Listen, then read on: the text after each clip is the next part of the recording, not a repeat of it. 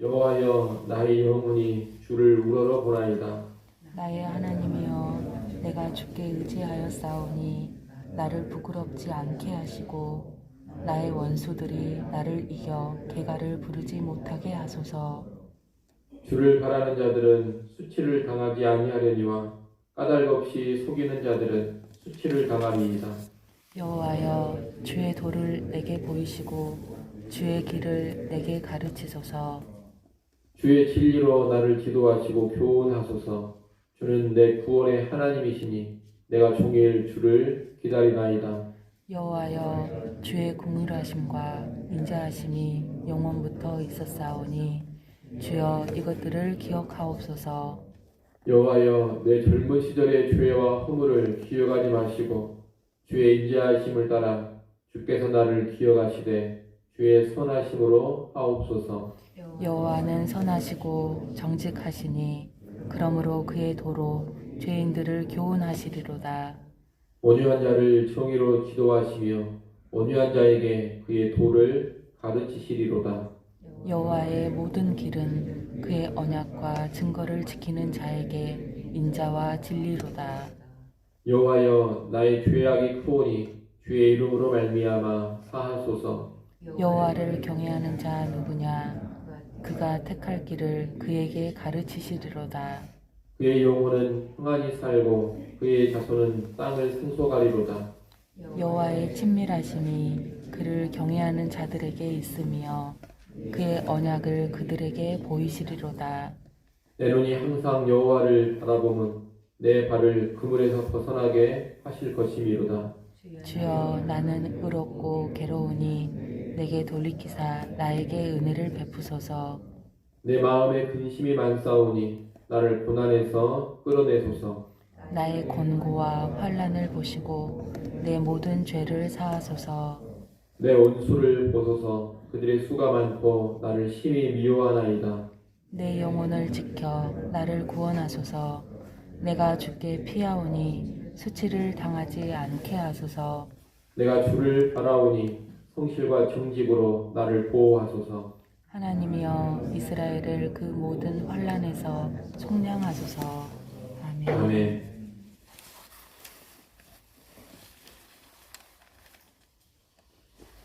시편 25편은 안팎의 고통 속에서 하나님을 신뢰하며 구원을 바라는 기도입니다. 이 시를 보면 다윗은 개인적인 죄로 인한 고뇌도 있고 내적인 외로움과 괴로움으로 인한 근심의 문제도 가지고 있습니다. 또 자기의 원수들, 대적자들로 인해서도 큰 어려움을 겪고 있습니다. 이런 가운데서 하나님을 바라보고 의지하며 구원을 소망하고 있는 것입니다. 이 시는 이렇게 여러 가지 내용이 복합되어 있는데 전체적으로 보면 크게 세 가지 내용으로 정리해 볼 수가 있겠습니다. 첫째는 구원해 달라는 간구입니다. 다윗은 시의 첫 부분인 1절, 2절에서 주를 우러러 보고 의지하오니 원수들이 나를 이기지 못하게 해달라고 간구합니다. 자기를 고통스럽게 하고 있는 악한 원수들로부터 구원해 달라는 호소입니다. 또 시의 마지막 부분인 16절부터 21절에도 보면 근심과 고난, 곤고와 환난, 많은 원수들로부터 자기를 지키시고 구원해 달라고 합니다. 둘째 내용은 가르쳐 달라는 간구입니다. 다윗은 그저 어떻게든 어려움에서 건져만 주십시오 이렇게 기도하지 않습니다. 오늘 본문을 보면 곳곳에서 자신을 가르쳐 달라고 합니다. 4절에서는 주의 도, 주의 길을 보이시고 가르쳐 달라고 합니다. 5절에서는 주의 진리로 기도하고 교훈해 달라고 합니다. 8절, 9절에서는 죄인들에 대한 여호와의 교훈 그리고 온유한 자에 대한 여호와의 지도와 가르침에 대해서 말하고 있습니다. 그리고 12절에서는 여호와를 경외하는 자에게 택할 길을 가르쳐 주시는 하나님에 관해서 말하고 있습니다. 이러한 가르침에 관한 내용은 고통당하는 다윗이 여호와의 뜻을 알고 여호와의 인도를 제대로 받아가기를 원하는 데서 나오고 있는 간구입니다. 힘들고 어려울 때에는 모든 것이 막막합니다. 이해가지 않는 일도 많이 벌어집니다. 무엇을 어떻게 해야 할지 갈피를 잡지 못하기도 합니다. 이러할 때 필요한 것이 뭐냐? 주께서 가르쳐 주시는 것입니다. 고통과 어려움이 죄로 인한 것이라면 하나님께서 어떤 죄를 지었는지 가르쳐 주셔서 깨달아야 할 것이고, 또 하나님의 다른 선한 뜻이 고난 가운데 있다면 그 하나님의 뜻을 깨달아가야 할 것입니다. 고난과 어려움을 통해 하나님의 진리도 더 깊이 이해할 수 있어야 합니다. 또 어떻게 행하고 어떻게 살아가야 하는지도 깨달아가야 합니다. 이렇게 주의 뜻을 알고 진리를 깨닫고 어떻게 살지를 알게 되면 힘들고 어려운 시기를 더 잘 버티며 승리해 나갈 수가 있는 법입니다. 그래서 다윗은 여호와께서 자기를 가르쳐 달라고 곳곳에서 간절히 구하고 있는 겁니다. 마지막 세 번째 내용은 용서해 달라는 간구입니다. 다윗은 7절에서 내 젊은 시절의 죄와 허물을 기억하지 말아달라고 합니다. 11절에서는 나의 죄악이 크오니 주의 이름으로 말미암아 사하소서라고 합니다. 18절에서도 내 모든 죄를 사하소서라고 합니다. 다윗은 거듭 죄 용서를 구하고 있는데 이것은 죄로 인한 하나님의 징벌을 피하기 위해서이기도 하지만 더 중요한 이유는 죄 사함 받고 정결해야 하지만 하나님과 함께하며 동행하는 일이 가능하기 때문입니다. 고통의 시기, 고난의 시기에 하나님과 함께하지 않으면 이길 수가 없고 견딜 수가 없습니다. 하나님이 함께 하셔야지만 외로움과 고독도 떨칠 수가 있고 하나님이 함께 하셔야지만 원수들의 압제에서도 벗어날 수가 있습니다. 또 하나님이 함께 하셔야지만 위로받을 수도 있는 것이고 능력으로 새로워질 수도 있는 것입니다. 그래서 다윗은 하나님이 함께 하심을 소원하면서 자신의 죄를 용서해 달라고 간구하고 있는 것입니다. 다윗은 이렇게 오늘 본문에서 구원해 달라, 가르쳐 달라, 용서해 달라 이런 간구를 드리고 있는데 이 간구의 바탕에는 여호와 하나님의 성품에 대한 이해가 깔려 있습니다. 오늘 본문에 보면 하나님과 연관해서 주의 긍휼하심, 주의 인자하심, 주의 선하심, 정직, 성실 이런 표현들이 거듭해서 나오고 있습니다. 이런 표현들은 모두가 다 하나님의 성품을 나타내는 것들입니다. 한마디로 하면 언약 백성을 향한 하나님의 사랑의 성품입니다. 하나님은 주의 백성을 긍휼히 여기시고 인자하게 대하십니다. 주의 백성을 선하게 대하시고 주의 백성을 향해서 거짓 없는 정직과 성실로 대하여 주십니다.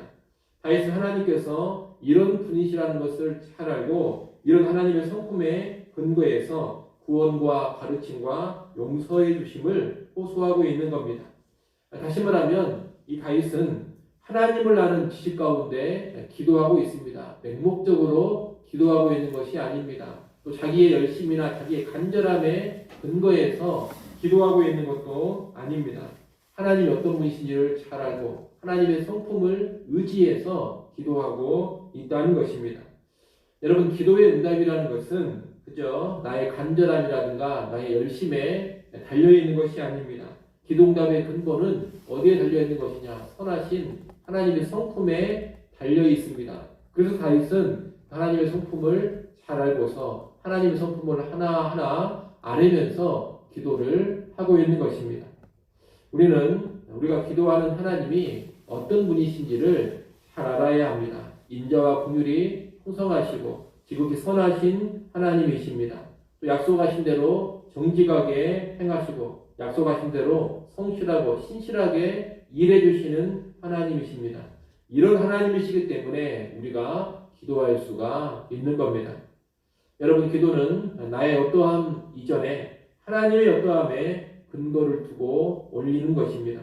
하나님이 이런 분이시니 기도를 들으실 줄 믿고 기도를 드리는 겁니다. 이를 잘 하시고 우리도 오늘 기도할 때 하나님의 성품을 잘 알고서 그 성품을 신뢰하면서 기도할 수 있기를 바랍니다. 하나님께서 구원해 주실 것을 구원해 주시고 가르쳐 주실 것을 가르쳐 주시고 용서해 주실 것을 용서해 주실 것입니다. 그분의 성품에 근거해서 그렇게 해 주실 겁니다. 끝으로 우리가 하나 볼 것은 마지막 절인 22절입니다. 22절 말씀을 여러분이 한번 읽어보십시오. 22절 읽습니다.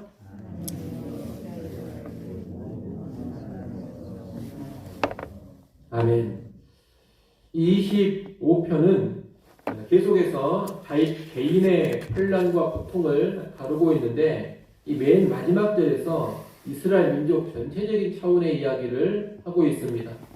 이 22절 말씀은 후대 이스라엘 공동체가 예배 시간에 부르던 다윗의 시에 덧붙인 내용일 수도 있고 아니면 처음부터 다윗이 썼던 내용일 수도 있습니다. 어떤 것이 정확한지는 알 수가 없습니다만 어떻게 보든지 간에 개인적인 혼란에만 관심이 매몰되지 않고 공동체적인 어려움에도 관심을 가져야 한다는 것을 22절 말씀이 가르쳐 줍니다.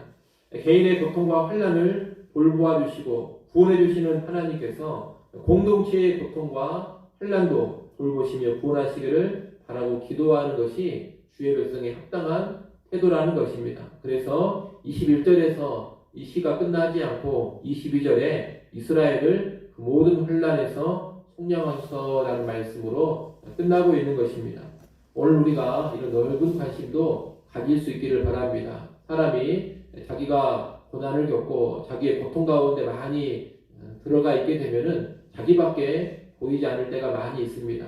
하나님을 찾고 하나님을 구하고 하나님께 간절히 기도하면서도 초점이 자기에게만 매몰되기가 쉽다는 겁니다. 하지만 성숙한 주의 백성은 개인적인 고통과 혼란이 심하다 하더라도 자기 개인의 고통과 혼란을 위해서 기도하지만 절대로 공동체를 잊어버리지는 않습니다. 나의 혼란도 하나님 지켜주시고 나의 고난도 구원해 주셔야 되겠지만 공동체의 혼란과 공동체의 고난도 꼭 기억하시고 구해 주십시오. 이런 기도를 함께 올린다는 겁니다. 이런 사람이 성숙한 신자요 합당한 주의 백성이라고 말할 수가 있겠습니다.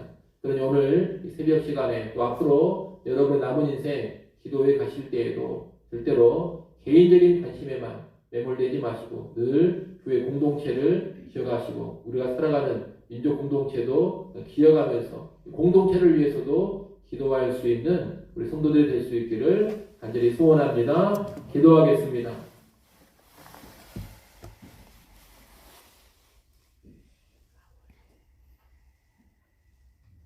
하나님 아버지, 구원하소서, 가르쳐 주소서, 용서하소서라고 아뢰고 있는 다윗의 기도를 보았습니다.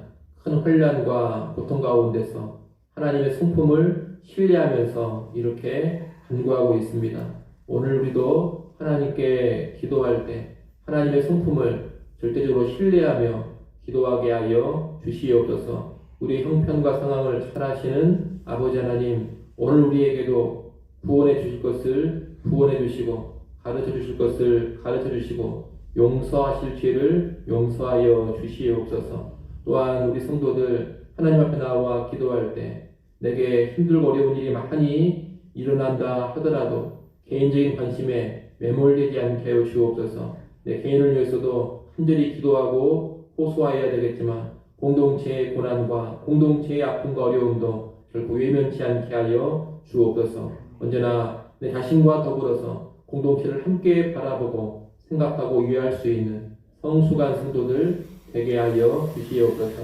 이 새벽 시간에도 우리를 불러주시고 기도하게 해주셔서 감사합니다. 이 시간에도 하나님을 바라보며 기도합니다. 우리를 긍휼히 여기시고 주의 인자하심으로 선대하여 주시옵소서. 우리 새벽 시간 기도할 때 공동체를 위해서도 기도케 하시고 공동체 가운데도 주의 은혜 임하는 것을 보게 하여 주옵소서.